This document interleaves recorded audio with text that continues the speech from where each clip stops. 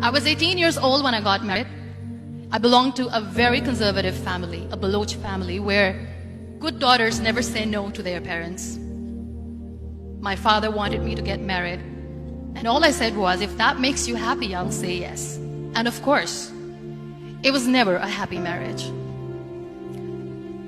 Just about after 2 years of getting married, about 9 years ago, I met a car accident. Somehow my husband fell asleep and the car fell in the ditch. He managed to jump out, saved himself. I'm happy for him. But I stayed inside the car and I sustained a lot of injuries. The list is a bit long. Don't get scared. I'm perfectly fine now. Radius ulna of my right arm were fractured. The wrist was fractured. Shoulder bone and collarbone were fractured. My whole rib cage got fractured. And because of the rib cage injury, lungs and liver were badly injured. I couldn't breathe. I lost urinary bowel control. That's why I have to wear the bag wherever I go.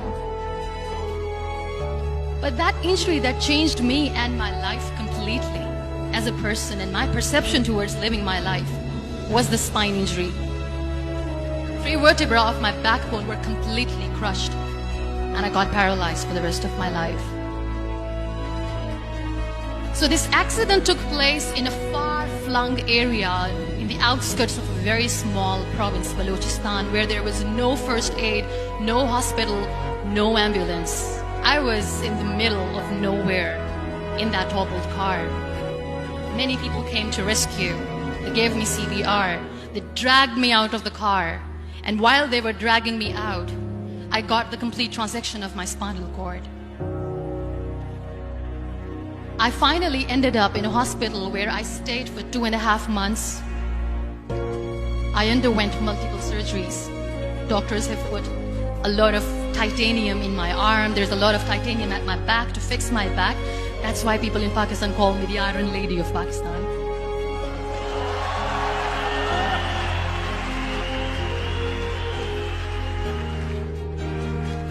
Those 2.5 months in the hospital were dreadful. I will not make up stories just to inspire you. I was at the verge of despair. One day, doctor came to me and he said, well, I heard that you wanted to be an artist, but you ended up being a housewife. I have a bad news for you. You won't be able to paint again because your wrist and your arm are so deformed, you won't be able to hold a pen again. And I stayed quiet. Next day, doctor came to me and said, your spine injury is so bad, you won't be able to walk again. I took a deep breath and I said, it's all right. The very next day, doctor came to me and said, because of your spine injury and the fixation that you have in your back, you won't be able to give birth to a child again.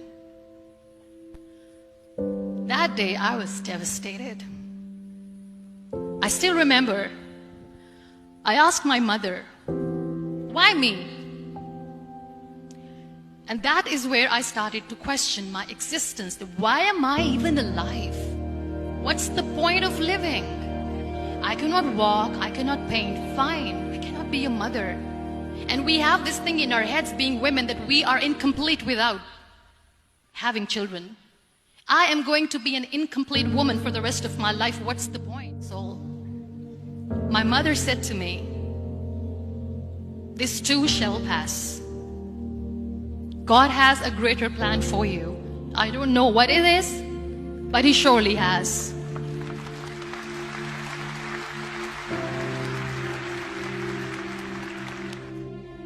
So what kept me going was, one day I asked my brothers, I know I have a deformed hand, but I'm tired of looking at these white walls in the hospital and wearing these white scrubs.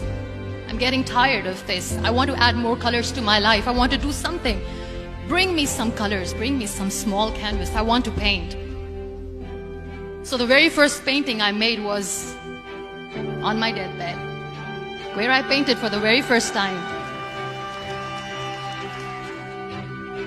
There were a lot of infections in my body, a lot of allergies. So doctors wanted me to lie down on the bed straight for not 6 months, for not 1 year, for 2 years. I was bedridden, confined in that one room, looking outside the window, listening to the birds chirping, and thinking maybe there will be a time when we'll be going out with the family and enjoying the nature. That was the time where I realized how lucky people are, but they don't realize.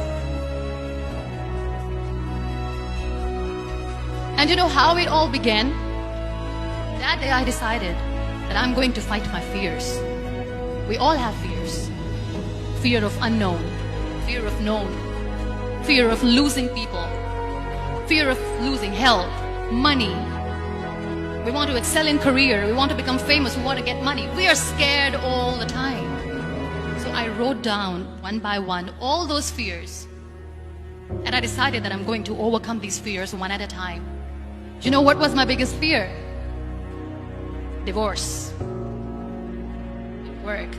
But the day I decided that this is nothing but my fear, I liberated myself by setting him free. And I made myself emotionally so strong that the day I got the news that he's getting married, I sent him a text that I'm so happy for you and I wish you all the best. And he knows that I pray for him today.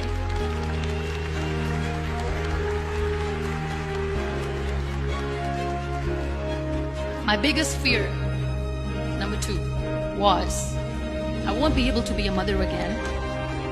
And that was quite devastating for me. But then I realized there are so many children in the world, all they want is acceptance. So there is no point of crying, just go and adopt one. And that's what I did.